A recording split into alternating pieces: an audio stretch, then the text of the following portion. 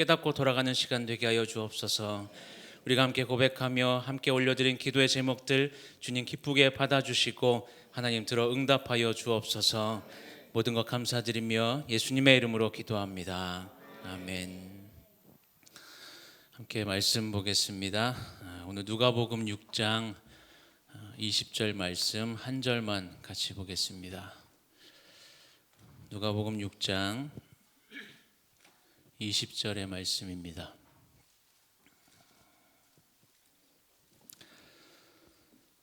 누가복음 6장 20절 말씀 우리 같이 한번 읽도록 하겠습니다. 예수께서 눈을 들어 제자들을 보시고 이르시되 너희 가난한 자는 복이 있나니 하나님의 나라가 너희 것이미요. 아멘. 여러분, 한국 사람들만큼 이 복을 좋아하는 민족이 없다라는 말이 있는 것처럼 우리가 굉장히 좋아하는 단어 중에 하나가 바로 이 복이라는 단어입니다. 그래서 우리가 바라고 기대하는 많은 복들을 누리면 반드시 우리가 행복할 것이다 라고 생각하며 살아갈 때가 많이 있습니다. 그런데 우리가 그렇게 그토록 바라는 복을 우리가 다 누린다고 정말 우리가 행복해질 수 있을까요? 우리는 마치 그럴 수 있는 것처럼 생각하고 또 그렇게 이야기하면서 우리가 그러한 삶을 추구하며 살아가지만 사실 우리가 그렇게 바라는 복을 다 누린다고 해도 그 자체로 우리는 행복해질 수가 없습니다. 그 이유 중에 하나는 우리가 원하는 복이 하나가 아니기 때문이죠. 여러분 지금 무엇을 구하고 계십니까? 한 가지 복에 만족하지 못하고 계속 무엇인가 더해지고 더해져야 우리는 복이 있다라고 여긴다는 거죠. 물질의 복이 있어도 건강의 복이 없으면 건강의 복이 있기를 구하고, 물질의 복도 있고 건강의 복이 있어도 무엇인가 또 다른 무엇이 있어야 되는 것처럼 여기면서 계속해서 무엇인가 더해져야 한다는 생각을 끊임없이 하기 때문에 계속 결핍된 상태로 살아갈 수밖에 없는, 그래서 우리는 행복하다는 생각을 잘 하지 못하게 된다는 거예요. 또 다른 이유가 있다면 우리가 생각하는 그 복의 개념과 행복의 개념이 다르기 때문입니다. 여러분, 이 복이라는 건 기본적으로 내가 무엇인가를 소유할 수 있어야, 나에게 무엇인가가 있어야 복이라고 말할 수가 있지만, 행복이라는 건 나에게 무엇이 있든지 없든지 뭔가를 소유하느냐 이것이 중요한 게 아니라 그냥 지금 나의 상황이 어떠하든지 내가 지금 이 순간 행복하다라고 느끼면 그래야 행복하다라고 말할 수가 있다라는 거예요. 다시 말하면 이 복이라는 건 양적인 것과 관련이 있다면 행복은 질적인 것과 관련이 있다고 이야기할 수가 있는 거죠. 그래서 결국 우리가 행복하지 못하다, 행복하지 않다라고 느끼는 이유는 이 행복과 복을 같은 개념으로 생각하면서 복이라고 말하는 무엇인가가 나에게 없기 때문에, 그렇게 없는 것으로 여기기 때문에 우리는 종종 계속해서 이 불행이라는 단어를 떠올리며 살아가게 된다는 거예요. 여러분, 세상에 이런 말이 있죠. 돈이 없으면 불행한 게 아니라 불편한 거다. 차가 없고 집이 없으면 불행한 게 아니라 불편한 거다. 여러분, 맞는 말 같으세요? 정말요? 사실 이런 말들을 이렇게 딱 들으면 그냥 그럴듯하게 들리긴 합니다. 불편한 거지 불행한 게 아니라. 근데 우리가 살아가는 현실을 살아가는 우리의 삶에 있어서 좀 다시 한 번만 생각해 보면 그게 그렇게 위로가 되는 말이 아니에요. 왜요? 우리가 살아갈 때 돈이 없으면 불행하다고 느껴집니다. 차가 없고 집이 없으면 불편한 걸 넘어서서 그냥 불행한 것처럼 생각이 되어져요. 그러다 보니까 우리가 그리스도인으로서 살아간다고 해도, 우리가 신앙을 가지고 살아간다고 해도 이러한 인간적인 생각들에 사로잡혀 있고, 또 우리가 성경을 볼 때도 여전히 그런 인간적인 관점을 가지고 바라보다 보니까 성경에 기록되어 있는 이 복이라는 단어마저도 세상적인 가치관으로 바라보면서 그래서 엉뚱한 생각들을 하고, 그래서 우리가 본질을 잃어버린 기도를 드릴 때가 분명히 있다라는 거죠. 여러분들은 성경에 기록되어 있는 이 복, 특별히 예수님께서 말씀하신 이 복을 여러분들은 뭐라고 생각하십니까? 우리가 읽은 말씀은 너무나 잘 아는 말씀이에요. 마태복음에도 기록되어 있는 예수님께서 말씀하신 산상수훈의 가장 첫 부분이라고 이야기할 수가 있죠. 누가복음 말씀은 마태복음보다 굉장히 간략하게 기록이 되어 있는데 예수님께서 산상수훈을 시작하시는 이 첫 번째 말씀을 뭐라고 시작을 하세요? 우리 본문 다시 한번 읽어볼까요? 예수께서 눈을 들어 제자들을 보시고 이르시되 너희 가난한 자는 복이 있나니. 여러분 지금 예수님께서 말씀하시는 복이 진짜 복이라고 생각이 드십니까? 진짜요? 본문에 기록된 건 가난한 자가 복이 있다고 말씀하시고 우리가 읽진 않았지만 21절의 내용을 보면 줄인 자가 복이 있고 우는 자가 복이 있다고 말씀하세요. 그리고 22절 말씀에 보면 사람들에게 미움을 받을 때도 복이 있다고 말씀하시는데 정말 이게 복이라고 생각이 드십니까? 여러분 예수님은 왜 우리가 복이라고 여겨지지 않는 것들을 지금 복이라고 말씀하시는 걸까요? 세상에서는 뭔가 막 더 더해지고 더해져야 복이라고 이야기하는데 예수님은 반대로 모든 것이 다 비워지고 없어지고 가난해야 복이 있다고 말씀하신 이유가 뭘까요? 예수님께서 그렇게 말씀하신 이유를 우리가 분명히 알려면 예수님께서 말씀하신 이 가난이라는 게 과연 무엇인지를 먼저 우리가 알아야 합니다. 예수님께서 말씀하신 이 가난은 그냥 우리가 생각하는 것처럼 그냥 단지 다른 사람들과 비교했을 때 조금 부족한 것이 있고 남들한테 있는데 나에겐 없는 것, 이런 것을 의미하는 단어가 아닙니다. 예수님께서 말씀하신 이 가난은 상대적인 가난을 말씀하는 게 아니라 절대적인 가난을 말씀한다는 거예요. 성경에 기록되어 있는 이 단어, 이 가난이란 단어를 다른 성경에서 이렇게 찾아보면 누가복음 16장에 그 거지 나사로에 대한 내용이 기록되어 있는데 이 나사로를 거지라고 표현하는 그 거지라는 단어가 이 가난이란 단어와 같은 단어입니다. 그만큼 거지처럼 비천하고 아무것도 없는 상태를 나타내는 게 이게 가난이라는 단어라는 거죠. 그런데 조금 더 자세하게 기록되어 있는 이 마태복음에는 그냥 가난한 게 아니라 심령이 가난한 자가 복이 있다라고 기록하고 있습니다. 그렇다면 예수님께서 지금 말씀하시는 그 절대적인 가난 그냥 가난이 아니라 심령이 절대적으로 가난한 것, 이것이 무엇을 의미하는지 우리가 분명히 깨달아야 한다는 거죠. 우리가 이 가난이라는 단어를 성경의 의미에서 성경이 말씀하는 거에서 조금 더 가까운 단어, 우리가 이해하기 쉬운 단어를 한번 찾아본다면 파산이라는 단어를 이제 표현할 수가 있는 것 같은데, 여러분 파산이 어떤 상태예요? 사전적인 의미를 찾아보면 가진 거 다 모두 잃고 모든 재산 다 잃고 망한 상태를 파산이라고 표현을 합니다. 그래서 심령이 가난하다는 건 단순히 물질이 없어서 파산한 그런 게 아니라 영적으로 완전히 파산한 상태, 이게 심령이 가난한 자라고 표현이 된다라는 거예요. 영적으로 완전히 파산해서 스스로 아무것도 할 수 없는 그 상태가 바로 예수님께서 말씀하시는 가난, 심령이 가난한 자라는 거죠. 이쯤 되면 이제 좀 뭔가 감이 오시나요?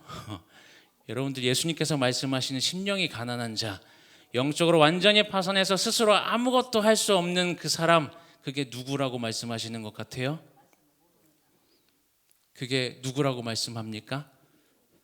오늘 제목이 뭐예요? 아까 살짝 떴을 텐데 주보에는 다르게 나가서 주보 보셔도 안 나오고 뭐예요? 네, 우리가 가난한 자, 우리를 가르치는 말입니다. 바로 내가 심령이 가난한 자이고 영적으로 완전히 파산한 자. 왜요? 우리는 모두 다 죄인이기 때문에, 죄로 인해서 영원히 죽을 수밖에 없었던 존재, 그렇게 영적으로 완전히 파산해서 스스로 아무것도 할 수 없는 존재, 그래서 스스로 하나님 앞에 나아갈 수 없었던 우리, 그런 우리가 바로 심령이 가난한 자라는 것입니다. 예수님께서는 지금 그런 우리에게, 심령이 가난한 우리에게 복이 있다라고 말씀하시는데 그 복이 무엇인지 우리는 이미 너무나 다 잘 알고 있죠. 영적으로 완전히 파산한 우리를 위해서 하나님께서 하나뿐인 아들 이 땅 가운데 보내주시고 하나님과 우리 사이의 중보자가 되셔서 예수 그리스도의 그 십자가의 은혜로 우리가 하나님 앞에 나아갈 수 있게 된 것, 그러한 복이 우리에게 허락되어졌다라는 겁니다. 그런데 문제는 이 땅 가운데 살아가는 모든 사람들, 우리뿐만이 아니라 모든 사람들이 다 심령이 가난한 자인 건 맞는데 성경이 말씀하는 이 복이라는 게 그 모든 사람에게 다 주어진 게 아니라는 겁니다. 이 세상의 모든 사람들이 다 심령이 가난한 자인 건 맞지만 중요한 건 자신이 그렇게 심령이 가난한 자라는 그 사실을 영적으로 완전히 파산한 상태라는 것을 인식하고 있는지 인식하지 못하는지에 따라서 살아가는 삶의 방향이나 태도가 완전히 달라진다라는 거죠. 영적으로 완전히 파산한 심령이 가난한 자라는 사실을 분명히 인식한 사람만이 스스로 아무것도 할 수 없다라는 것을 깨닫고 오직 한 분, 오직 하나님만을 붙드는 성경이 말씀하는 이 복이 있는 삶을 살아갈 수 있다라는 것을 우리가 기억해야 한다는 거죠. 여러분, 스스로 가난한 자라는 사실을 깨닫지 못하게 되는 이유가 있다면 우리가 우리 자신을 좀 판단해 볼 때 다른 사람과 나를 비교해서 판단하기 때문입니다. 여러분, 우리가 정말 가난한 자라는 사실을 깨달으려면 우리가 하나님 앞에 서봐야 돼요. 말씀 앞에 서야 하는 거죠. 그래야 내가 얼마나 비참한 존재인지를 알 수가 있는 거고, 그래야 내가 얼마나 영적으로 가난한지를 알 수 있는 것이기 때문에, 그래야 그러한 우리들에게 허락하신 그 구원의 은혜가 얼마나 놀라운 은혜인지를 깨닫게 되는 건데, 그게 아니라 그냥 다른 사람과, 사실 죄인과 죄인 비교해봐야 다 죄인이지 뭐가 달라지겠습니까? 그 비교를 하면서 나는 뭔가 가난하지 않은 것처럼 여기며 살아가는 게 우리들의 모습일 수 있다라는 거예요. 그래서 예수님께서는 가난한 자에게 복이 있다라고 말씀하시면서 이 심령이 가난한 자, 곧 영적으로 파산해서 스스로 아무것도 할 수 없다는 사실을 깨닫고 오직 하나님만 붙들려고 하는 그 자가 복이 있다라고 말씀하고 계시는 겁니다. 여러분이 가난한 자라는 그 말씀, 오늘 본문 말씀 뒤에 있는 내용들 보면 21절, 22절 계속 나오는 말씀들을 자세히 보시면 여러분, 그건 우리의 힘으로 감당할 수 있는 일들이 아닙니다. 다시 말씀드리면 많은 말씀들 중에 우리에게 가장 먼저 이 말씀, 심령이 가난한 자라는 것을 깨달아야 한다는 이 말씀을 주신 이유, 분명히 우리가 그것을 깨닫고 스스로 아무것도 할 수 없다는 것을 우리가 인정하면서 오직 하나님만 붙들고 나아갈 때 그 다음이 가능하다라는 거죠. 그렇기 때문에 이 가난한 자는 복이 있다라는 이 말씀이 그리스도인으로서 살아가야 하는 우리들에게 있어서 가장 기본이 되는 말씀이라고 말씀드릴 수가 있는 동시에 하나님의 말씀대로 살아가는 삶의 열쇠라고 할 수가 있다라는 겁니다. 여러분, 혹시 스스로 부유하다고 생각하며 살아간 적은 없으십니까?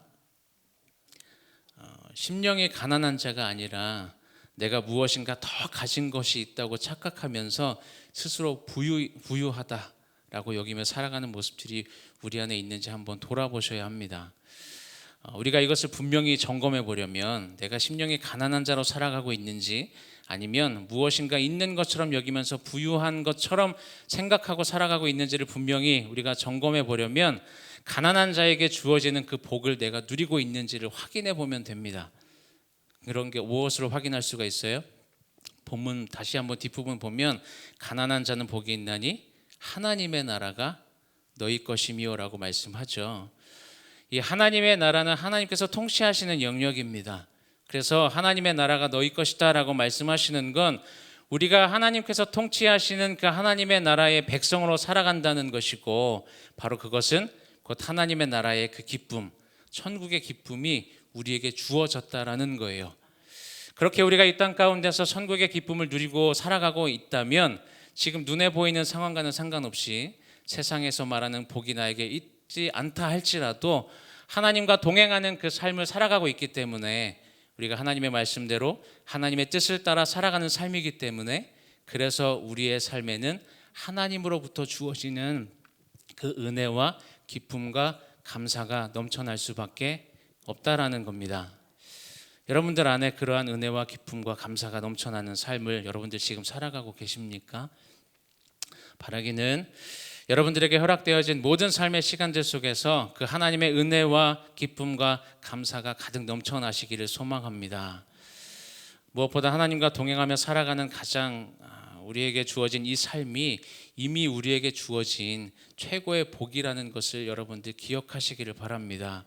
그래서 그러한 삶 가운데 하나님의 말씀대로 또 하나님의 뜻을 따라 살아가는 삶 가운데 더 풍성한 은혜, 그 은혜로 인해서 행복한 삶을 살아가시기를 소망합니다. 올해 주제가 행복한 행복 전달자잖아요. 여러분들 전달하려면 행복 전달자로 행복하게 그 행복을 전달하려면 내가 행복해야 되는데 여러분 정말 행복한 삶을 살아가세요? 행복해요. 여러분들 우리가 행복을 진짜 고백할 수 있으려면 무엇보다 오늘 말씀 기억하면서 우리 자신이 가난한 자라는 사실을 잊지 않아야 합니다.